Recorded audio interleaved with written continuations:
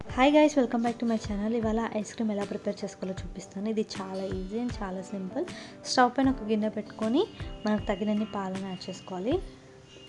ఇందులో ice cream mix అని చెప్పి వెనిలా ఫ్లేవర్ నేను తీసుకున్నాను. మీకు జనరల్ స్టోర్లో కానీ లేదా డీమార్ట్లో కానీ అవైలబుల్గా ఉంటుంది. ఇదే పాలల్లో నేను చూపించిన వెనిలా ఫ్లేవర్ని చూడండి, నేను ఒక కప్ తీసుకుంటున్నాను. ఇది కొద్ది కొద్దిగా వేస్తూ కలుపుకోవాలి. కింద అడుగంటకుండా కలుపుతూనే ఉండాలి గైస్. అడుగంటిందంటే ఫ్లేవర్ అనేది పోతుంది.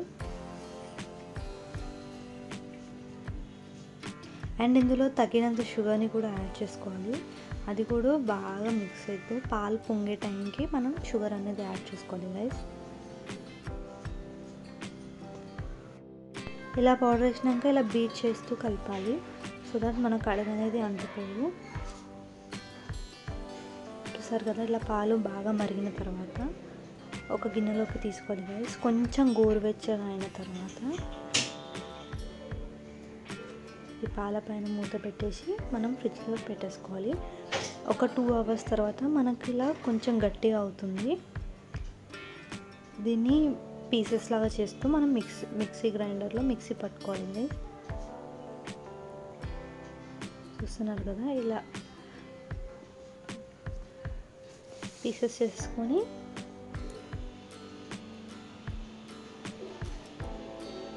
మిక్సీ జార్లో యాడ్ చేసుకొని ఒకసారి బ్లెండ్ చేసుకోవాలి. సో దట్ మనకు థిక్గా అవుతుంది. ఐస్ క్రీమ్ కన్సిస్టెన్సీ వస్తుంది. కొంచెం ఇలా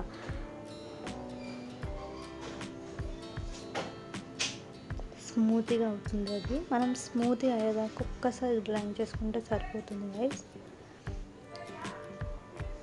ఇది డెఫినెట్గా మీకు నచ్చుతుంది అండ్ మీరు నెక్స్ట్ టైం కూడా మళ్ళీ ఈజీగా ట్రై చేసుకోవచ్చు. ఇది చూస్తున్నారు కదా కన్సిస్టెంట్ ఎలా వచ్చిందో.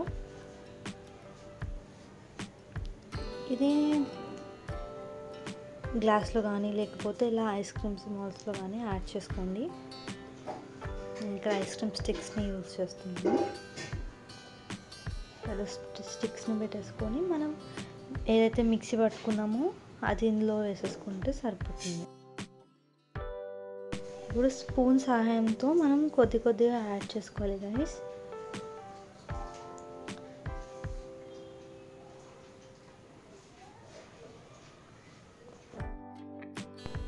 సో ఇలానే రిమైనింగ్ దాంట్లో కూడా మనం ఇలా ఫిల్ చేసుకోవాలి గైస్.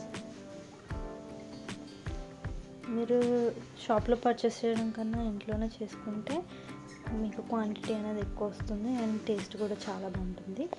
ఇన్కేస్ మీ దగ్గర అలాంటి ఐస్ క్రీమ్ మోల్డ్స్ ఏం లేకపోతే ఇలా ఏదైనా టిఫిన్ బాక్స్ తీసుకొని అందులో యాడ్ చేసేసుకోండి గైస్.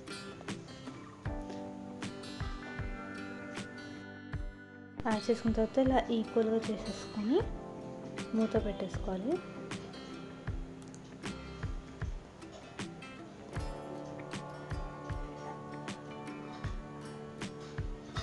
మూత పెట్టేసుకొని మీరు ఒక 2.5 లేదా 3 అవర్స్ పాటు డీప్ ఫ్రిడ్జ్లో పెట్టేసుకుంటే మీకు ఐస్ క్రీమ్ అనేది రెడీ అయిపోతుంది. చూసారు కదా ఎంత పర్ఫెక్ట్గా వచ్చిందో. అండ్ దీనిపైన నేను హెర్షీ సిరప్ని యాడ్ చేస్తున్నాను గైస్.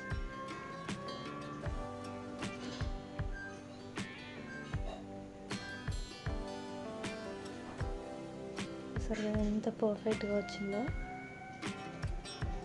అండ్ ఇప్పుడు నేను బాక్స్లో వేసుకుంది కూడా చూపిస్తున్నాను చూడండి. చూస్తున్నాను కదా ఎంత పర్ఫెక్ట్గా వచ్చిందో.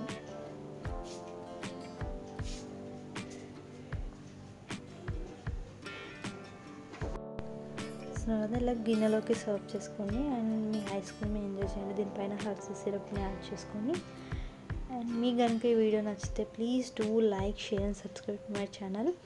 మీరు డెఫినెట్గా ట్రై చేయండి. సమ్మర్లో చాలా ఎంజాయ్ చేస్తారు.